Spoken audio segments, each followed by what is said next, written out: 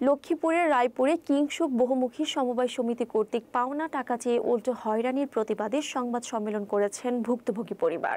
বৃহস্পতিবার সকালে রায়পুর পৌর শহরে অনুষ্ঠিত সংবাদ সম্মেলনে ভুক্তভোগী নুরুল আলমের মেয়ে মিথিলা আক্তার অভিযোগ করেন, তার বাবা মৃত নুরুল আলম রায়পুরের কিংসুক বহুমুখী সমবায় সমিতিতে ৮ লাখ টাকা এফডিআর করে জমা করেছিলেন। এফডিআর এর মেয়াদ ফেব্রুয়ারি 2024-এ শেষ হয়। তার বাবা আশা করেছিলেন ফেব্রুয়ারি 2024 থেকে টাকা ফেরত পাবেন, কিন্তু আজও টাকা দেওয়া হয়নি। এর মধ্যে তার বাবা মানুষের কাছ থেকে ঋণ নিয়েছিল, যারা তাদের পাওনা টাকা ফেরত চাওয়ায় চাপ সৃষ্টি করতে শুরু করেন।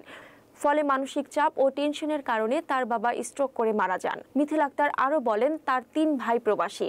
বড় ভাই দেশে ফিরে কিংসুক সমবায় সমিতির অফিসে যোগাযোগ করেন। কিংসুক অফিসের পরিচালক বাহার হুজুর তার ভাইয়ের কাছে কাগজপত্র চেয়ে তাতে সব কাগজপত্র প্রদান করা হয়, কিন্তু তারপরও তাদের সঙ্গে হয়রানির ঘটনা ঘটেছে। এছাড়া বিভিন্ন ধরনের হুমকি ধামকি দেওয়া হয়েছে যাতে তারা পাওনা টাকা দাবি না করে। বর্তমানে পুরো পরিবার নিরাপত্তাহীনতায় ভুগছে।